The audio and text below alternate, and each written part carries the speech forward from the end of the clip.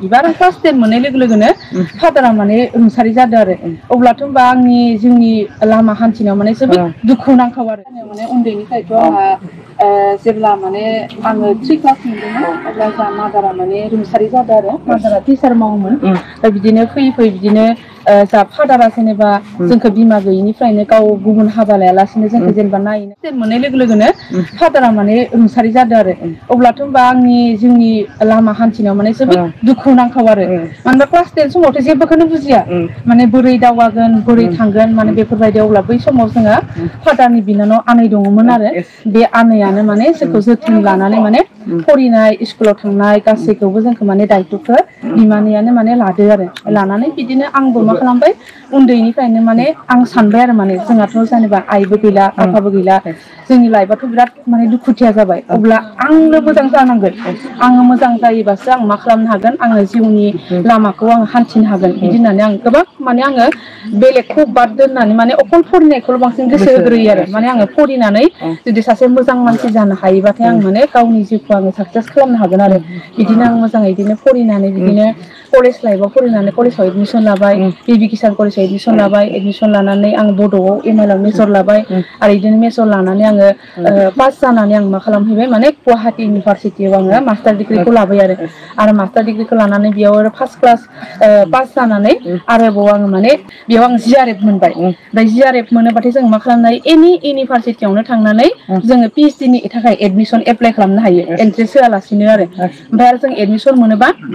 सरकारा जोंनि थाखाय फरायनो फैसा होयो आरो जोंहाथ' न'आव रावबो गैया नालाय आं मा खालामबाय ओरैबायदि आं गावखौनो गाव माने खाफाल गोनां साननानै लाबाय माने आं सानदोंमोन आरो एम ए पास जाखांनायनि उनाव आंखौ सोर फरि होबावगोन एसेबां रां खरसा थांबाय दाथ' न'खराव रावबो मानसिबो गैया आरो बेयावनो आङो लाकिलि मा जाबाय जिआरएफ नांबाय जिआरएफ नांनाय लोगो लोगोनो आं मा खालामबाय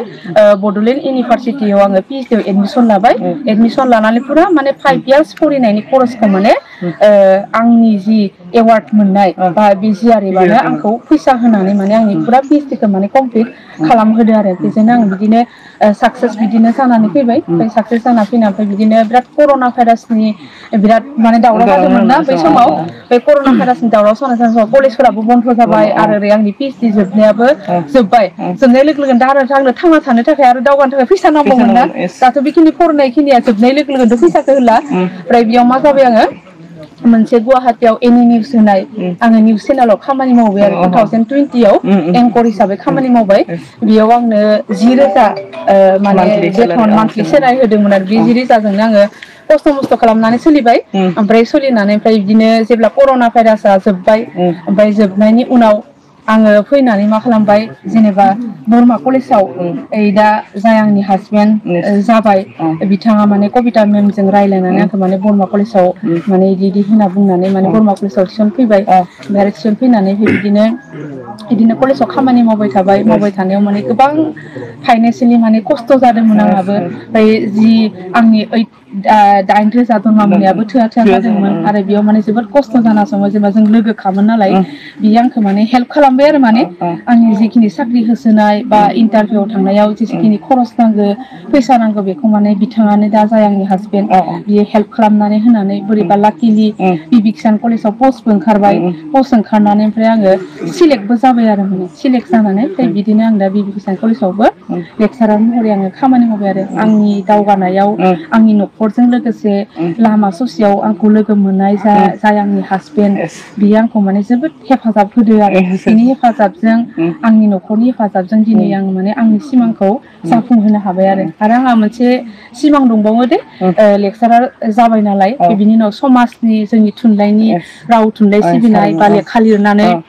मोजां जोंनि गोदोलांनानै थांनाय जोंनि हारिमु कालसारफोरखौ बुरखांना दोननाय बेफोरखौ आं खामानि मावनो आङो नाजागोन आरो हानायखिनिखौ आरो फरायसाफोरखौ मोजां खालामनो नाजानायखौ आं लागोन आरो मालायनि बाथ्रा बुंनायावनो जुदि जों गोसोआ दुरबल जानानै जों जुदि नारभास जानानै जुदि जों खामानिखौ मावना लायाबा लाइफखौ जोंसो दागोन ना नंगौना गुबुनाथ' जोंखौ माने अनेक बाथ्रा बुंगोन बेखौथ' गुबुनाथ' जोंनि लाइफखौ नायाना बेखायनो जोंनि जिउनि हान्थिनाय लामायाव जोंनि मोजां गाज्रिखौ जोङो निजेसो जों डिसिसन लानो रोंनांगोन आरो निजे डिसिसन लानो रोंनानैसो जोङो मा खालामनांगोन गावनि सुबिदा बायदियैसो जों मा खामानिखौ मावनानै लानांगोन आरो बेखायनो आङो गासै इउथफोरनो बुंनो नागिरोदि माने गोसोखौ स्ट्रं लानानै जोङो जायखिजाया खामानिखौनो जोङो मा खालामनांगौ आग बारिनांगौ आरो आरो जोङो गिनो नाङा लाजिनो नाङा आरो गुबुननि बाथ्रा बुंनायखौ जोङो गोसोआव दुखु मोननानै न'आव जिरायना थानो नाङा बयहाबो बे बुहुमाव जोनोम जादों बयहाबो राइट्स दं गावनि हिसाबै थांना थानो थाखाय गावनि हिसाबै थांना थानो थाखाय